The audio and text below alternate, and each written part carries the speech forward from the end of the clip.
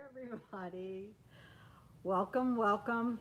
If you are just finding us, a double welcome to you from the blue haired lady here. Um, I decided that I had had enough of quarantine and that I was going to have some fun, so this is the fun. You probably will never see this again, so take a screenshot. Anyway, um, I'm glad to have you guys here. I know it's been a hard week for a lot of people. Um, from Burlington Trowbridge, if you're new to us, we just want to say welcome and thank you for joining us. We want to remind everybody to share with their friends and people they don't know and let them know we're here because we think this is a great place to be together, all of us, and to do something that is good for our hearts and our minds and our bodies. So we are on to Bedgowns. So I'm sure some of you have and some of you haven't, and it's okay if you haven't. I keep getting people that are saying, wow, I'm so far behind on the sew-alongs. No, you're not. Those sew-alongs are up on YouTube forever until YouTube doesn't exist, I guess. But you can go and look at them anytime. You can look at them multiple times. You can look at them backwards and forwards and in between. And we don't think this is a race. This is for you to enjoy and have fun. And truthfully, if you're not aware, and again, if you're new and just coming to join us and to distance socialize with us, we can tell you that the lives also go up on our channel. So you can go to those and at least you will get some questions answered. It may not be your particular question if you weren't able to join, but people ask lots of questions and we try to answer them to the best of our ability. So, our agenda today, Brooke, our agenda. First we have a question. Oh, okay. Is it permanent or semi-permanent hair dye? And It what's i- the brand? Oh my gosh, that's a hard part. Because Christina, she's very multi-talented, did this for me. It is Arctic Fox, something one, and one other one. Christina will put it, whenever she gets here, which she had a meeting to go to and may not be able to get here right away, I will make sure she puts it into the dialogue what the three brands were that she used. It's pretty fabulous. Actually, I have to tell you, I've washed it several times because I went camping, and so I typically don't wash but maybe twice a week, and I had to wash more frequently. But when she first did it, I was like, boing! I went in, looked in the mirror, and said, uh-oh. But I'm happy with it. It makes me happy. When I look in the mirror, it makes me smile, even if it's a comical smile sometimes. And so, hey, blue hair, don't care. All right. All right. So we have a little bit of agenda here. We have things to talk about. First on my list was chatting about my hair. I've done that, so I don't have to do that anymore unless you ask. Um, I did want to show you, I think it was last week that we talked about we were using this group pattern, the fantail pattern. Yeah. So I have mine here. Let me get it. Woo. And we're going to do a fitting after all of this.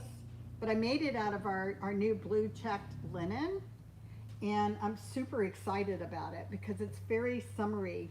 And I have, because this was the kind of thing that we wanted to put something together sort of quickly, I have one of the, I know it went viral on Instagram, one of the Old Navy Gap shirts. Let's go to the Gap shirts. Oh, the Gap. Okay. Oh, they're all the same. Anyway, Gap, one of the Gap shirts that were like half price. So I have one of those that I'm going to do a little bit of finagling with to change it a bit. And then I've got a cute little boater that I'm going to trim out, and I will have my little ensemble. And I can't remember the name of the boot I have, but I have one of the American Duchess boots that I'm going to wear with it. So it's going to be fun. So that's my project that I'm presently working on, which is now down to putting hem in, which is hand sewing, and putting the waistband on, which is combination machine and hand sewing, and doing buttons. So not too far along, but anyway, wanted to share that with you because yes, the Hufflepuff hasn't gone any farther. I really need Samantha for that because I started that project when we were doing our time traveling workshop at the beginning of the year, and I'm not familiar with that time period, that late 40s, 50s, 60s, and I remember everything while I was there, and as soon as I left, I promptly forgot. So I have a bodice that looks pretty amazing, but I need to be reminded how to do a couple of things before I can move forward. So when quarantine is not such a thing anymore, then Samantha and I will get together and we'll work on that. Let's see. So does anybody have questions regarding the first video? I thought Brooke did an amazing job. She said she was nervous in the beginning. I was. And I just laughed because Brooke is the most amazing teacher, and she's always so at ease, even with people, you know, like having meltdowns because something doesn't go right. But yet she got in front of the camera, it was like, Because there wasn't just one camera, there were 3 cameras. She didn't know which camera she was supposed to look at, and I only have one, so it's real easy. So we have a couple questions and some things people would like to talk about today, which are already on our list, about the tapering of the bedgown sleeve, cuff options, what to do with lining, the length. If this one's a pretty long bedgown, how to do it shorter. Because someone was asking about the length because they bought some of the blue wool stuff and it's not quite long enough. When they say not quite long enough, what do they mean? It doesn't, the amount of fabric that they bought is not enough for how much they need for the pattern. Okay. Yeah. Well, the thing is, it depends on your height too. Like I cut this 2 pattern, but chances are this is going to be an incredibly long bedgown on me because I'm a very short person. But as long as you cover your hiney, you know, it's okay. It's better if it goes like mid thigh, but if you get behind your behind, you're all right. So if it's a little bit short, I wouldn't be terribly concerned about it. Yeah, I mean, mine goes down almost to my knees. Yeah. And I use the medium. Yeah. And I would be perfectly fine if mine was a little shorter. Yeah. And a matter of fact, you know, the one at Platt Hall that I looked at, it was in proportion, it was quite wide and not terribly long. So I think you really could go up to just, you know, the top of your thigh and be okay. How tall are you? I'm 5 feet when I stand up straight. Okay. So, and I'm 5'4", maybe 5'5" when I stand up straight. I am long-waisted though, so that's Yeah. it's my legs that don't cooperate. There's a question about the fabric that you have in front of you. And that was the next thing I was going to talk about. So I cut out my fabric to make an unlined one, and I used 2 of our previous prints that are documented prints. This first one, well, they both are based on Foundling textiles, so they're mid-century, and they're printed on cotton versus what both of these were both English goods. They were printed on the linen and cotton, which I've talked to you guys about frequently. They were printed on that, but we're printing on cotton. And the thing is that chances are we would have found some textiles being printed strictly on cotton here in the colonies because we were able to get printed cotton. In fact, England, and I think I've said this before too, England was bringing cotton from India into London. They had huge print works. They were printing it and then exporting it to us. So we were allowed to have cotton. They were not. Although there's a lot of black market stuff, I'm sure. Anyway, these are both prints. They're simple prints. This one is a dark ground. When I looked at it originally, it appeared to be brown. Later, going back at my pictures, I thought about, it maybe could have been one of those really, really dark purples. And so I did recolor it in purple for another run, which I'm going to show you in a minute. But I also have examples and descriptions of brown grounded cottons. So red is super common. You see a lot of red. This one is just really simple and very, very sweet.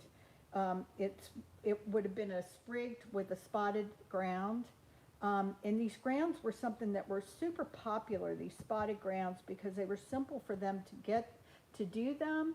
It emulated like the prettier silks and things like that, but it was a simple pattern that they could achieve that made it look more elegant without spending money.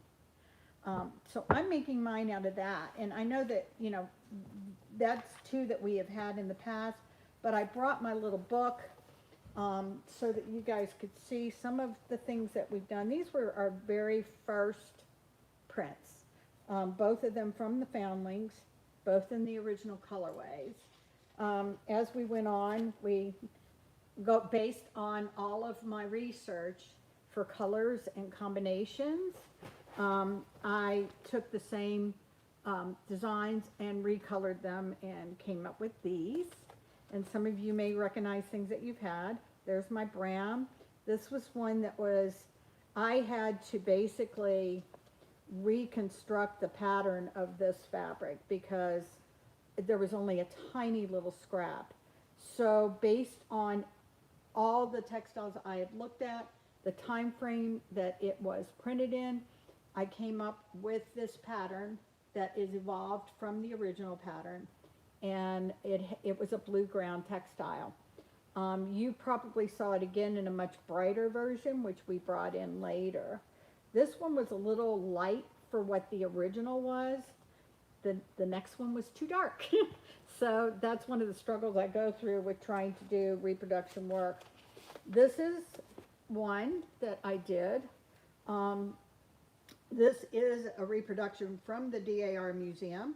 This was on a child's transitional gown, late 18th century, and it is a favorite. I just adore this, and I'm hoping when all goes back to normal that I will be able to go back to collections and look at there's several fabrics in collections, on garments that I would like to reproduce at a later date. So this was taking, again, those patterns and recoloring them. Again, working with the idea that you see a lot of purples, you see double blues, you see the reds. So, and then we got into the spots. I did some larger spots, and then that's my purple ground that I was talking about. So that came out. I have never seen that one. Oh my goodness, I love it. Okay, then we have to reprint that one, right? Yeah. This was one of the later ones that I did. This is also a beautiful one. And Brooke has worked with this one. Yeah, I love that one. She's worked with this one and made some things with this one. I'm still making something with it. Yeah, you are actually, but it's in Chile, right? No, I have it at home. you I have have it it here here? with me. Okay. I just don't know what to do with it because I made the first one for the young Martha Washington at Mount Vernon, and I'd started mine like a few weeks before, and now I don't want to have the exact dress as her, so I got to turn it into something else. Yeah. No, I love this one. And then this was the one I showed you earlier, recolored. This is a little brighter than I want it to be, but we're getting there. So, and then I guess there's some things that aren't in here, but that gives you an idea of what we've done. I would love to do more prints. One of the issues that we dealt with earlier on, but I think the market has changed over the last few years. Originally, it was just really difficult for people to absorb the idea of paying $18 to $20 for a reproduction printed cotton. Now they seem to be more in line with doing that. So maybe we'll be able to do some more projects in the future. I have lots of ideas of what I want to do. I just can't get to the museums to do them. So Well, for now, you can just work on your bedgown. For now, I can work on my bedgown. There was a question about the changes that you made from the ones you've seen to make this an unlined bedgown. We're going to talk a little bit about that as well today, correct? Yeah. Yeah, I mean, the one that I saw at Platt Hall, yes, was lined. I have seen the one at Williamsburg, it was many years ago, but it was so fragile that it was basically like a viewing. You know, there was no touching or anything. You see descriptions of unlined bedgowns. With this one, this was really based on looking truthfully at a lot of little textile samples in the Foundling collection where they had cut part of a gown or part of a sleeve, and you can see how it's finished. And a lot of times it was not, well, I don't want to say a lot of times, probably half the time they were lined, half the time they were not lined. And these little gowns just gives me a clue to the bedgown itself. I really think they were very similar in their construction, and so I'm going on that. I know that some of you had asked about lining, and it's truly very simple. So if you have bought a lining fabric, you are going to cut everything out the same as you would for your fashion fabric, but you are not going to cut your back collar piece. That piece is inserted, so it gets folded like so. So you only need to cut one You of only the need to collars. cut one of the collar, and that's out of your fashion fabric. Now, I know a couple of you asked about reversible. If you're going to construct it in an 18th century manner, it's going to look like the inside. That's all I can say. If you want to do modern sewing, then that's on you. You can do it. I mean, you can take this pattern, whip it out on the sewing machine out of Mickey Mouse fabric and have a good time with it and wear it as a kimono around the house. I mean, you can do, the pattern is so simple and so much fun. There's so much you can do with this. Add patch pockets, you know, you can do lots of things. But to make this bedgown reversible, it's going to look a little awkward. You're going to see this on the outside either way. The only way you can get away from that is to cut this in half and then seam it at this point at the folding point. And again, it's still going to look a little odd because we are going to be filling our linings. So if you guys have been following along with all the little mini sewing tutorials that we've been putting up on social media, we've done one a day, and I think I forgot to do the one today. I need to do that. Anyway, we had a total of 14 that we've done so far in that collection, and we've got loads more to do, but we did one a day, and one of them was the felling stitch, and that's basically used to lay in linings so that when you get to a point where you're felling, you've got your raw edge, you have turned it, then you are taking your lining, we call this our lining,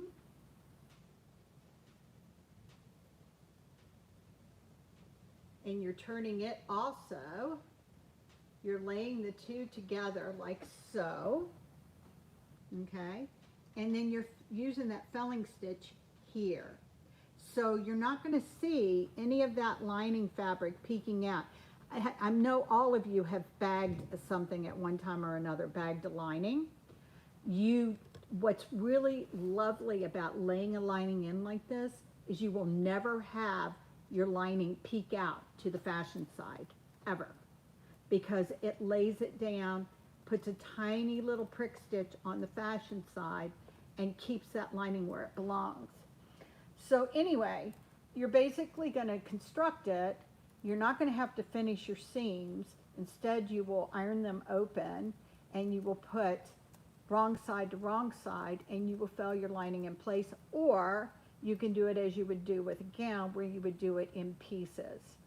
So you can lay it inside of the other, and then fell it down to the seam, inside and all. But that's a lot of stitching, so I personally would Yeah. do And it. I'll be lining my second one. Yeah. I have almost finished my first one. You'll get to see it today. We just Yep. finished filming We the. had a lot of people ask. Yeah, so I just finished it. But I will be lining mine. And so next week and the week after, I'll be showing what I've been doing to get that all put together Good. with a lot of extra sewing. Yeah, and that'll be perfect. One of the other things I was going to talk about was the idea of a treatment where you're just lining the cuff. Now, remember I talked to you last week and we talked about, Quick question. Sure. Bag lining. What do you mean by bag lining something versus okay. flat lining? Sorry, I made an assumption I should have. Bagging and lining is a modern term, which means that you put right sides to right sides. Oh, hold on. All right. We put right sides to right sides. You stitch along the seam line, and then you turn it and press it. So you literally have like a seam right here. One is your lining, one is your fashion fabric. The problem with bagging is typically we use two different fabrics. We use one fabric for our fashion fabric and another fabric for our lining. And they might even be different, like a cotton and a linen, for example. And they will grow and move in different ways. When that happens, you end up with a saggy lining. So the lining will start to peek out where it doesn't belong because there's nothing to hold it in place. Sometimes you'll see in modern sewing, they'll tell you once you've done all this and you've bagged it all the way around, to turn it, press it, and then top stitch the whole thing all the way around. But that's so much sewing. And one of the things that we're teaching you here is how an 18th century person would have sewn, because time is money. And they're not going to waste their time doing redundant things. So by doing a failed stitch and laying your lining in, you're accomplishing it, all of that at one go round instead of two. So, does that answer your question? Okay. So what I wanted to show you, I'd mentioned the foundlings last week, and I talked about all the descriptions and the actual extants that I looked at that talked about one gown of, let's say, red flower cuffed in blue stripe or blue flowers. And I would see the two pieces and how they were joined. And it was really neat. And it showed that in some respects, oftentimes they were using another textile for a cuff. They weren't necessarily using the exact same textile. Not that you have to use a different fabric, but this was something they were doing. It was a fashion for babies, but I also see it depicted in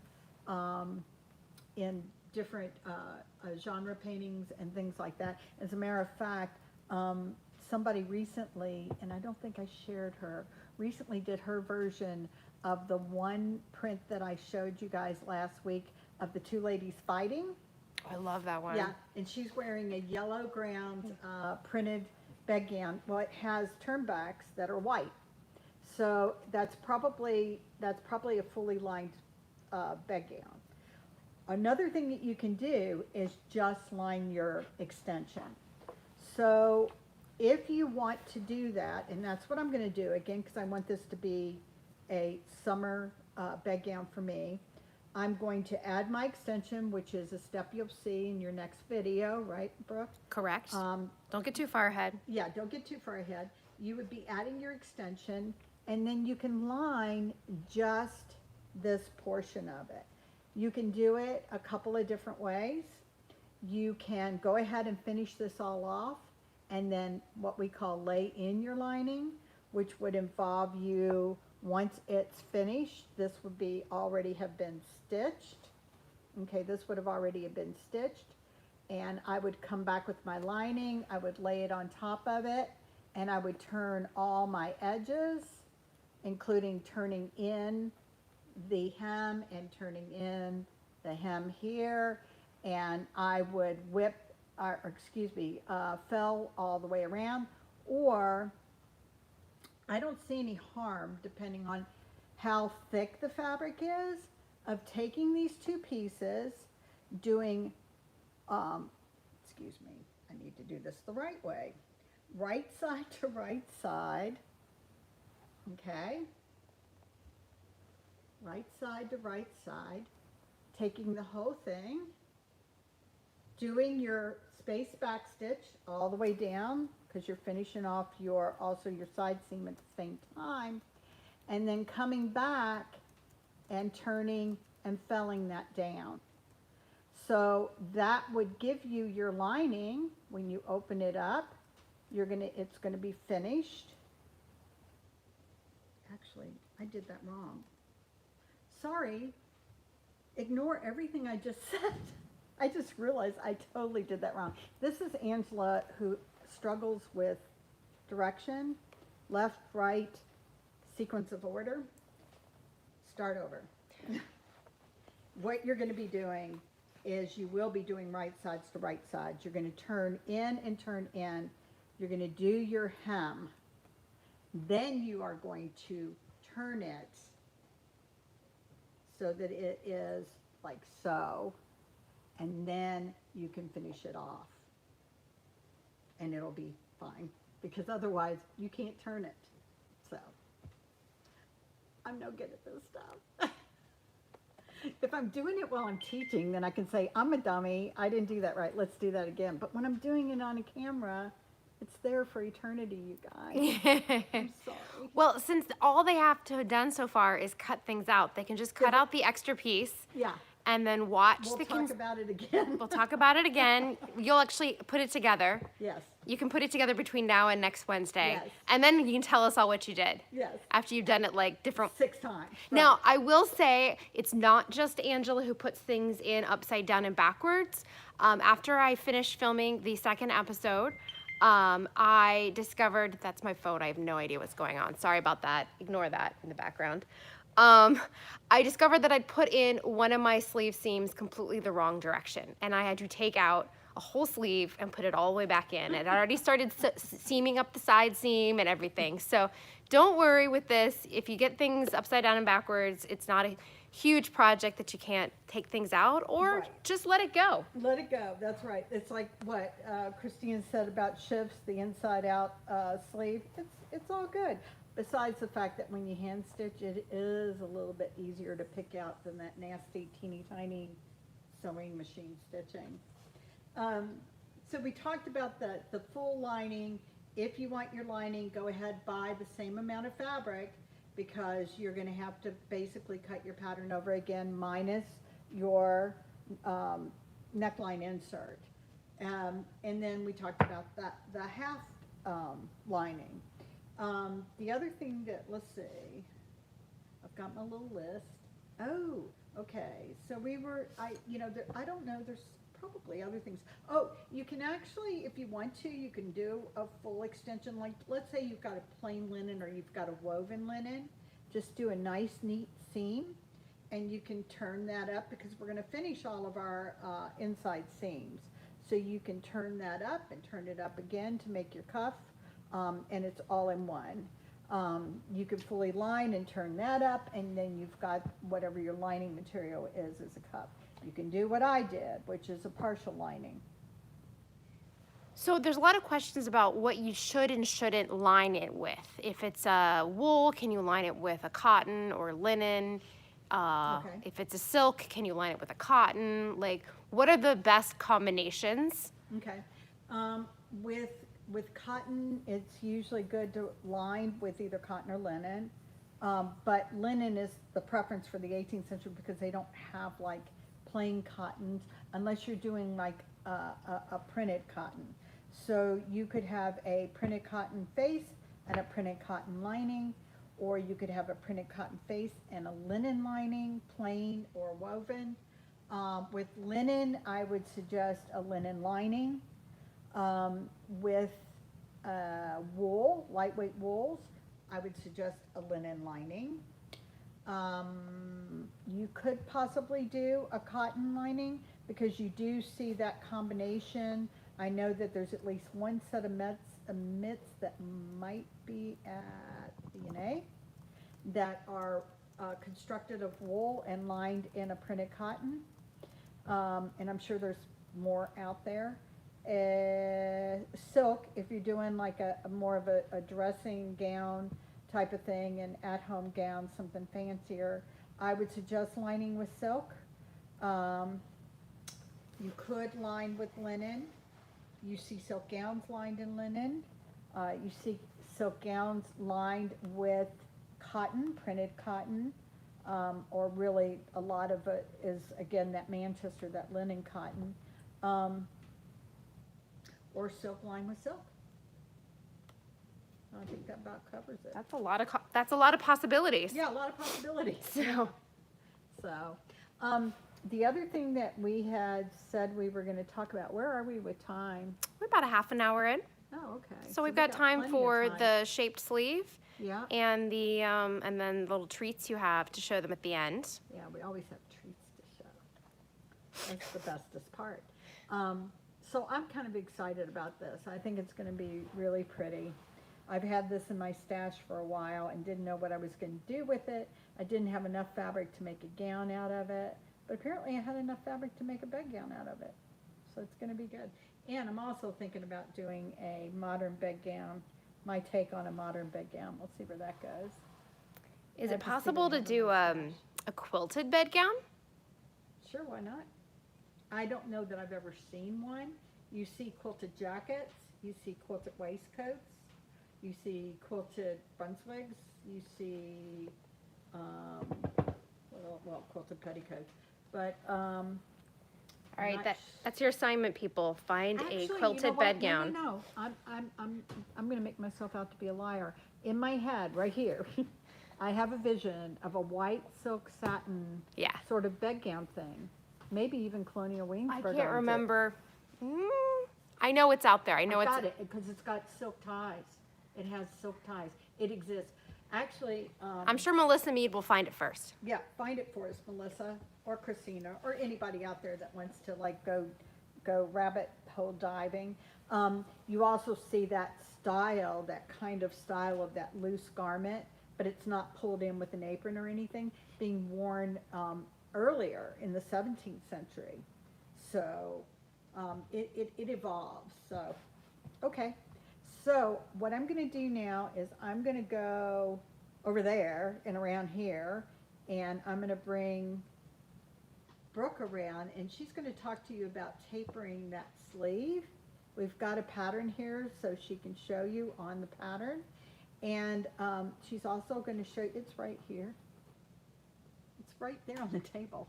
No, I'm looking for my my bedgown. And she's going to show you her bedgown too. And here's a pencil too. Get a pencil. Yeah. You're good. Melissa You're wants good. to know where Neil is in our time of need. He came to visit me earlier with Evie and Ashley, so we visited then, and I think they're out doing family stuff today. So, no Neil today. We can't ask him. We'll catch him next week. We'll make him come next week and be in our feed so he can answer all the questions. I'm gonna move all this out of the way to give you room. Take my glasses. Oh, by the way, just so you know, that was the inspiration. I match my glasses now.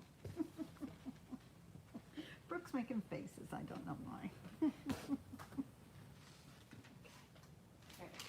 move the Don't chair. forget to lift the cord as you go. I'm gonna need to sit down. I know, but you want to be able to put your bedgown on and let them see it. Oh my gosh.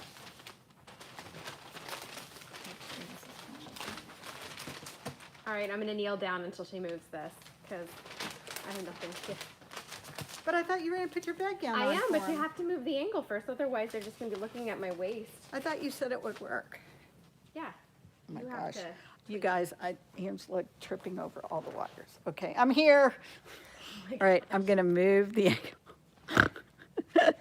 So here it is, as requested, the finished bedgown. Okay, they're seeing, yes, that part of it, but I can't. There we go. Don't move that. Okay, Just tilt it. okay. Yeah. So here's the finished bedgown. I'm gonna put it on. I'll step back a little bit if that helps.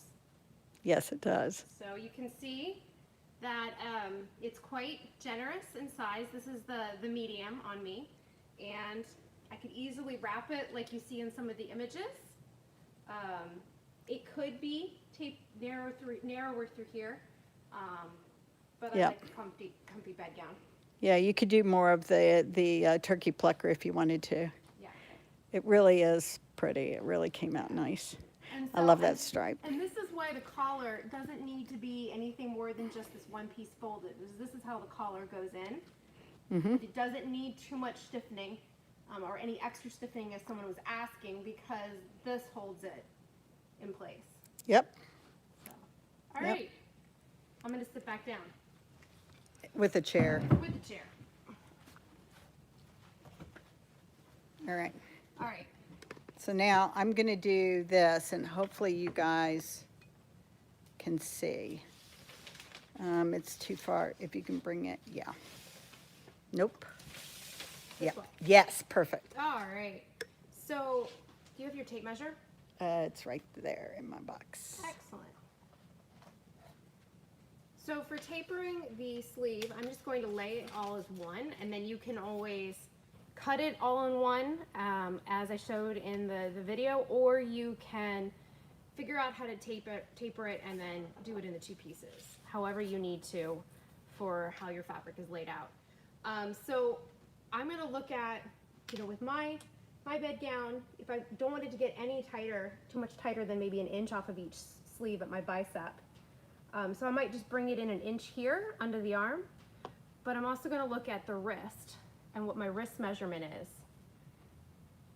And so to have a narrower tapered sleeve, my wrist is 7 inches. So I would maybe not want it to be for my hand. It's more important Maybe actually 10. your hand being. I make it at no smaller than 10, which means I probably want it to be more of 11 because of the seam allowance. So that's what I'm going to use for down at this point here.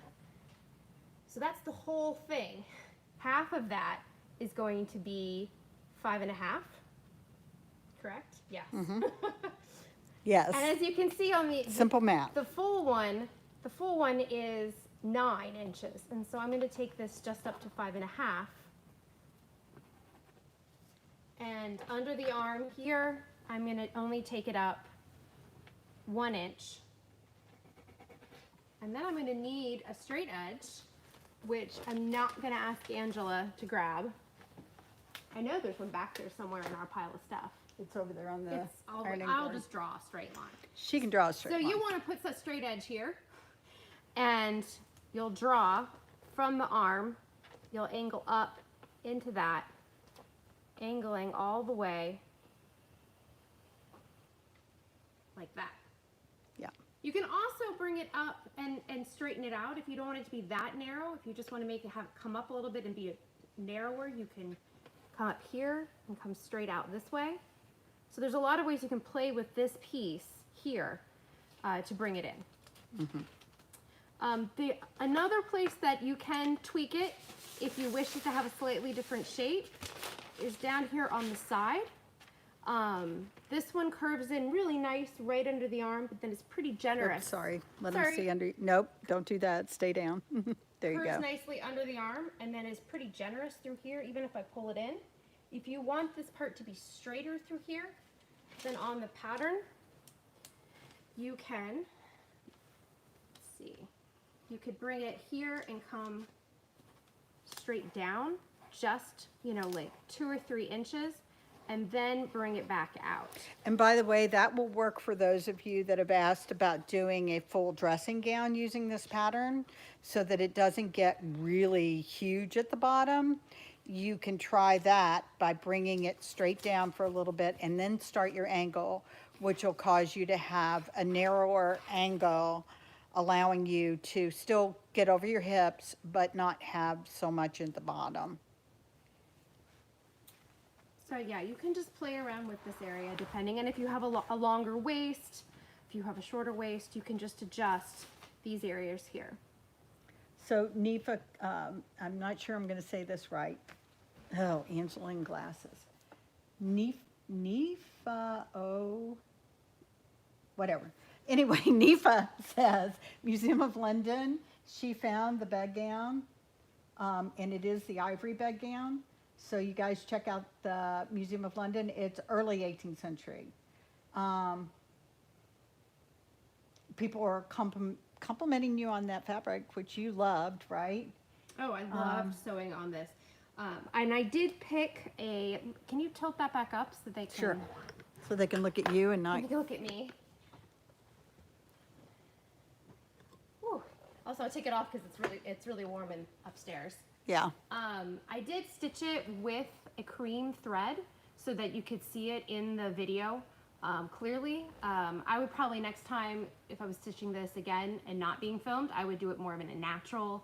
I wouldn't bother getting a blue thread to stitch it with, one, because none of our blues will match this perfectly, and you don't need to worry about matching it. So, but it's a very easy linen to stitch with. Okay, now they're talking about black taffeta bibbed apron. Hello, Elizabeth. Okay, I realized. I recognize the NEFA. I didn't catch the rest of it. Now I know who it is. There's also a quilted bedgown listed in the records of the Old Bailey. So Lacey Vilova said that. So yes, they exist. All right, have fun quilting. Yeah, have fun quilting. In the wearing the bedgown, do you find tapered sleeves to be more or less comfortable? Is it cooler if the sleeves are not tapered? And see there, if you're wanting like if it's warm weather, like she's complaining that this is hot right now, and it is a little warm up here. If you have a looser sleeve, yes, it's going to be cooler. Yeah. The tighter your clothes are, the hotter it is. There's no doubt about that. Yeah. So when I used to work in the millinery shop at Cologne Williamsburg in the summertime, if I ever had a bedgown on, which was rare, but if I did have a bedgown on in the summer, I would have those sleeves rolled up, sometimes above my elbows, which I know isn't very proper, but but for working. But in the wintertime, I would wear my more fitted bedgown all the time with the long sleeves down. yeah, And that was just wonderful for working in. right. Not Yeah, having and to you add bits to guys them. did make some that were very fitted, like the Yes. turkey plucker. Yes. Liz Vonasek asked, she says she has a fairly large bedgown. It's a really baggy bedgown, and she uses her apron to shut it, but it always works its way open, and she wonders if she could put a tie on it to hold it shut. Now, I know that Kathleen Canick, with her interpretation of what was in Diderot that Gerson did, it showed a tie at the bust line. I have not seen any evidence of ties in the few extants that I've seen. Yeah. So I can't imagine, I imagine it would be okay. I mean, again, like we're talking about this silk quilted one that's early that has ties. So, I mean, it's possible. yeah. I You can find- also use a pin Yeah, I because mean, they're pinning their clothes. If you're wearing your bedgown with your stays, you can pin the front of your bedgown right to your stays in one or two places, and it won't move at all. And then in a lot of cases, you're going to have a neckerchief around you, which will be pinned into the bedgown, and that will all hold it together. Right, yeah. Yeah, Christina mentions putting a couple of pins in. And also, you know, it's somebody mentioned Gerson, which we had already talked about. Somebody asked a question. Would you use linen? Celtic Goddess asked if you would use linen thread or can I use silk? If you're working on linen, use linen. Yeah. If you're working on silk, use silk. If you're working on wool, use silk or linen. I know that makes no sense. Or you use wool, but wool, you're not going to find the wool threads that they had in the 18th century, which they did use for some things, some purposes. But I don't ever really see silk being used on linen. It's almost always linen on linen. So, and you can use linen on cotton, or, you know, from a modern convenient standpoint, you can use cotton on cotton. Let's see, lots of questions. Will there be any discussion of those bedgowns that appeared to have an insert? I think I saw one over a rump of some kind and it flared. I could be confused. Holly, those particular, you're probably looking at some form of a jacket, maybe an early jacket. This unfitted garment has no structure to it. So if you're looking at anything that looks like it's fit over something, it would fall under the lines of being a jacket. And by the way, I just have to do a close-up so that you can see what this woman does with her stripes. Oh, Brooke. I wasn't going to do this, but I just couldn't stop myself. The fabric made me do it. The fabric made her do and it. it doesn't happen everywhere, because when I get up to the collar, you will see that when I put the collar in, the stripes don't match perfectly.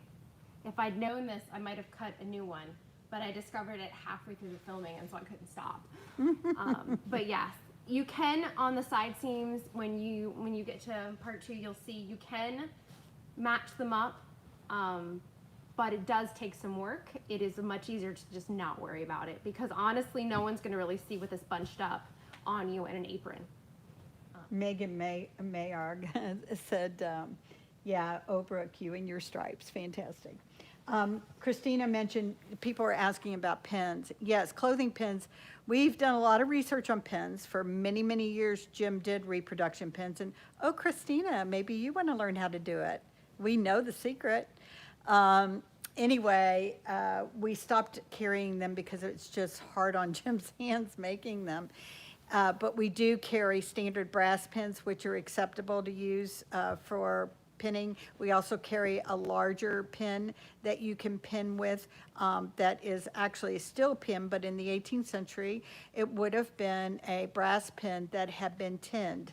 So it would have appeared silver, but it would excuse me, not brass. Yeah, brass. Oh, it would have been a brass pin, and it would have been tinned. So they were a wire head pin. It was a round top. And then when they started manufacturing pins commercially, that's when they got that flat topped pin, and that was mid 19th century. So, All but right. they're okay. We have to switch back now. Okay, there's lots of questions.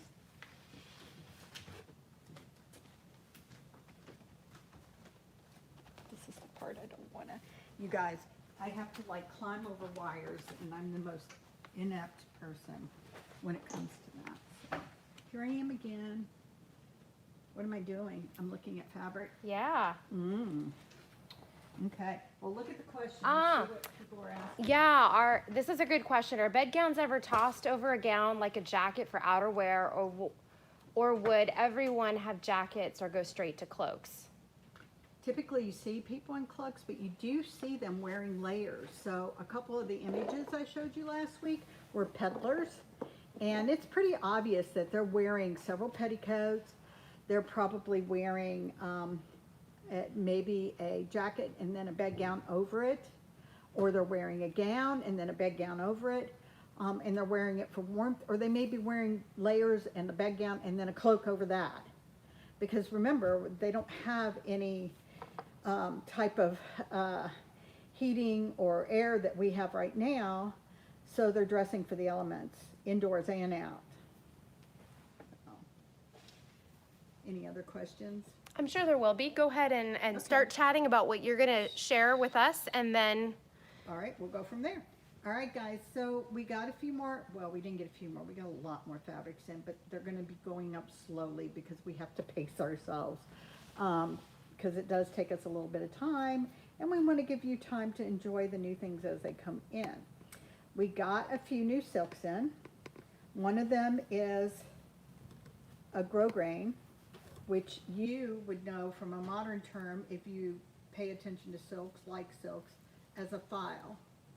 And it's a beautiful red color. It's a very rich red, almost like a cardinal red. I mean, it's really pretty. But this is a beautiful file. We don't have a lot of it. I'll tell you that straight up. So when it's gone, it's gone. And that is, we always have people say, oh, I missed out on blah. When will you have it back in again? Unfortunately, therein lies the glitch. I search high and low for the fabrics that you see in our shop, because we do try to curate our fabrics to be appropriate for the 18th and early 19th century, and occasionally a little time traveling. And I'm very specific about fabrics, so I can look at hundreds and hundreds of fabrics and pick one. And also with that said, if I find that one, I buy everything there is. So it's in our shop. You're not gonna find it someplace else. And when it's gone, it's gone. So when you see things that you really are dreaming about, find a way to buy it because it won't come back typically. There are some that I have been able to get again, but I can't always promise that. One of the things that, yeah, it's so gorgeous. It's got a really good hand to it. That could actually work for a man's suit if you wanted to do a man's suit out of it. Or if you wanted to do like a fancy riding habit with like silver lace. Oh, I'm coming up with ideas. Lots of things you could do with it. We also got in a really nice taffeta that basically is like a creamy color. It's an ivory, more or less. It's a good weight taffeta. I have an okay amount of it, so I'll have it for a little while. But you can see the color this way. You know, it's not white. So I'm unfortunately can't find white taffeta right now, but most people tend to like something softer like this anyway, and I will tell you this photograph's better than white does.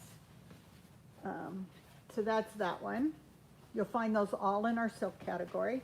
And then we got one more stripe in, this pretty gold stripe, which I really like. And this is the same type of stripes as the other ones that you see in our shop right now, but it's in this pretty like light gold color, goldish yellowish color, and then a very slight off-white stripe. And the stripe is probably about 3/4 of an inch. Oh, actually, I have a measuring tape here. It's an inch. So it's an inch wide stripe. We've been getting a few wools in. We have, this is so pretty. This is a light blue. It is a softly brushed wool. Now, it was sewed to me as a worsted. And I'm not really sure that it is a worsted, because looking at the yarn, it's really fuzzy. So this may be a woolen, but it's, and also because of the fact that it's very lightly brushed. But this is a twill woven. It's lightweight enough for, gowns. It's got enough body that you could do something like a lady's riding habit out of it. You could, I'm sitting backwards so you can't hear me. It would work well for, petticoats, jackets, all that sort of thing, men's waistcoats.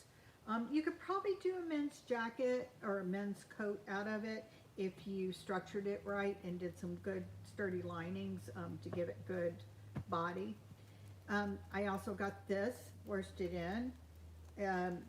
This one is, it's almost, well, I don't know. Brooke says it's blue jeans. No, that's not me. That's Brittany. Oh, I Brittany love says that it. fabric. Oh, okay. Brittany says it's blue jeans. But I love it too. It's a very soft blue. It's slightly heathered. I have loads of primary photos of blues like this. There was a lot, especially as you get into the last 20 years of the 18th century, they got into heathering. And you see loads and loads of lightweight heathered wools. As a matter of fact, this one, I would almost call this a cashmere.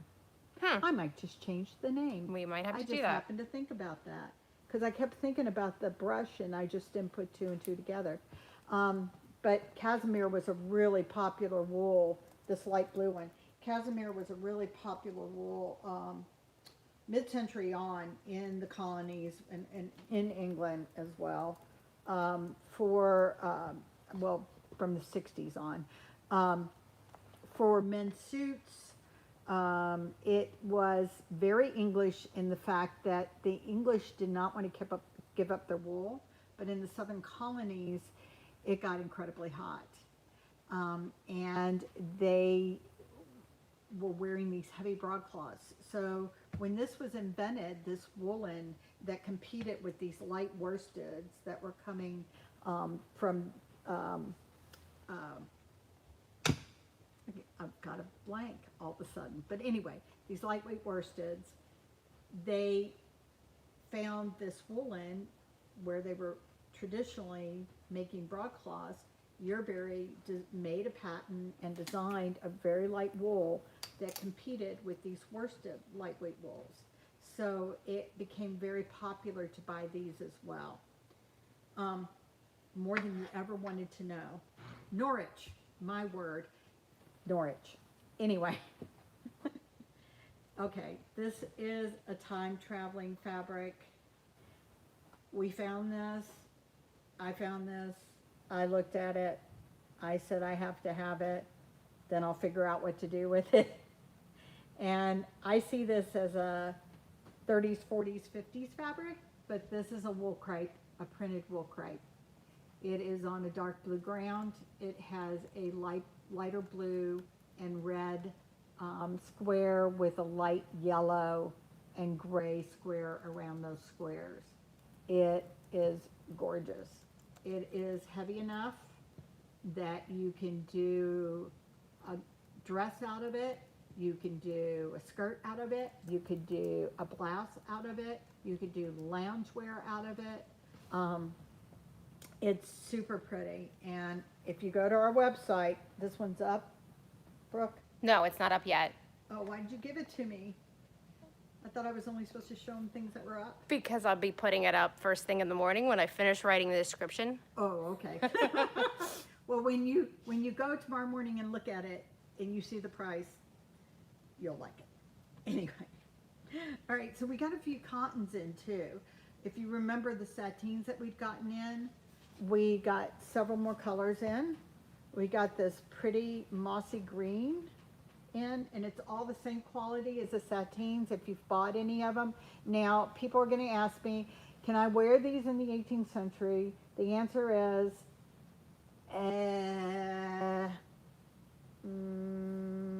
probably not. We do have a quotation that you'll see in our description of satin cotton being depicted, but I can't lay my hands or my mind on seeing it in a garment right now. And until I can be re-reminded of finding it in an 18th century garment, I'm a little uncomfortable with it. But I'm not uncomfortable with it time traveling into the 19th century for corset covers, and then later on for clothing. You get into Civil War era and later. Definitely you see cotton satins being worn.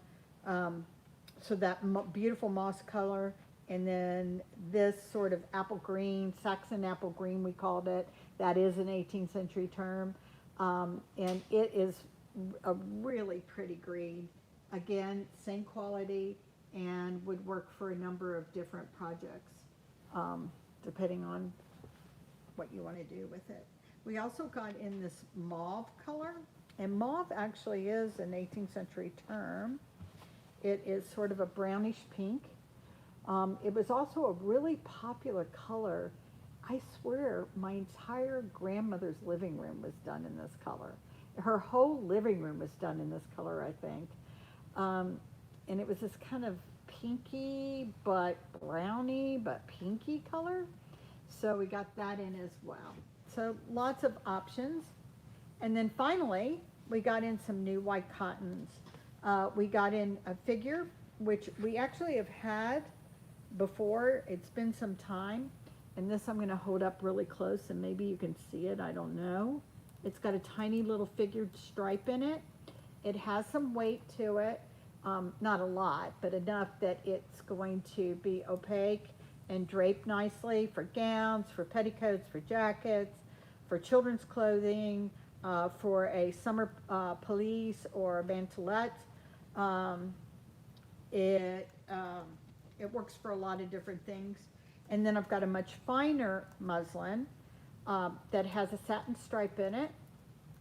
This is semi-sheer, so you can see a little bit of me through it. This one can be used for a last quarter 18th century gown, like, or if you want to go like 80s, it's 90s, you could use it for that. You can definitely use it Regency period. It would make lovely apron. It would make, you know, accessories. Again, a manteletta, please. What else? It, like I said, it is semi-sheer, so I don't know that I would make it as an over petticoat maybe if I was going to wear a white under petticoat with it. That would be very pretty. So that's something you could do as well. Question, that first cotton, which one's the first one you showed? This one? Could you use this on as a, like the fashion fabric on a corset? You know, I don't think it's strong enough. I don't, I agree. No, I don't think it's strong enough. No.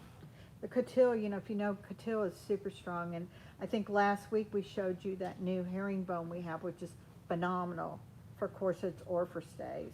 And so this last one is really beautiful. This is Japanese.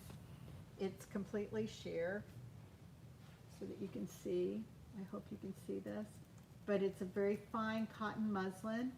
It has a very, very soft drape to it. It has a teeny tiny microscopic stripe running through it. In other words, it's a double thread. So you have a single thread and then a double thread, which makes up the little stripe. And this is suitable, again, for 19th century, you know, Regency and on, of course. I'm not even addressing later periods. There's so many applications for a lot of our fabrics in later periods. But for our periods, in the 18th century, an apron would be lovely out of this. You could do sleeve ruffles, you could do a tucker, possibly a cap. I'm definitely using that for a cap. Yeah, if you starch it, it would be super pretty for a cap. Yeah, yeah, that would actually make a really nice cap. And again, it could be used. It could be used really. You know, the Met has a beautiful sheer cotton muslin gown that's embroidered with silk with little tiny silk sprigs. And I honestly, I could see doing a gown out of this. Yeah, I think that'd be really nice. With teeny tiny little pleats. It would be gorgeous. So that's what we have right now, that we have put up online.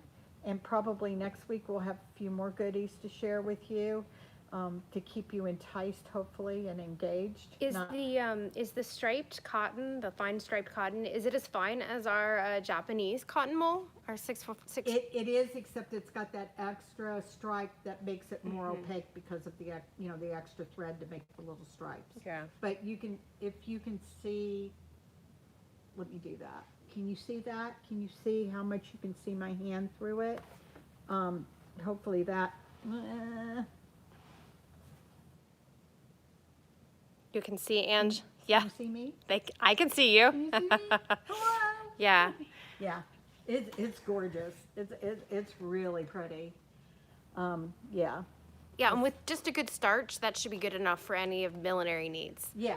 Yeah, if you put a starch in it, you could do caps. You could do an apron with ruffles, you know, Yeah. but you'd want to starch And a good, it rolls really well. A good rolled hem in that, and that will really sort of wire the edge of whatever you're rolling, and that will work really, really nicely. Oh yeah. So That would be pretty. So that one's the fine white stripe. The one with, there's a satin stripe, and then there's the figured one. Figured stripe, yeah. Figured stripe, satin stripe, fine stripe. We have fun naming all of these. Yes, it's so much fun. Yeah. Okay, so we talked about fabrics, so I have nothing to say. And Is it's it time. And it's time. Yeah, we're over. We're overtime. You guys, thank you for being with us. Again, if you're new, we hope you enjoyed yourself. We hope you come back. We hope you join us for sewing. Next everyone- week we will be sewing. Yeah. Next, I at least cut out. Didn't sew anything, but I cut it out. you're not that's allowed a to sew yet, but we don't start sewing until Friday. Right. Yeah. Well, you've got your skirt to sew, I got my skirt to sew. and we've got a skirt to fit right And I now. gotta yeah, I have to put on my corset. Oh, boo. But anyway, you know, the best part about all of this is we get to spend time with you guys. So with that, we're going to say so long for today, and we'll look forward to seeing you next week. And don't forget, part 2 comes out Friday morning, 10 a.m. Eastern Daylight Time. And tell your friends to subscribe. Bye.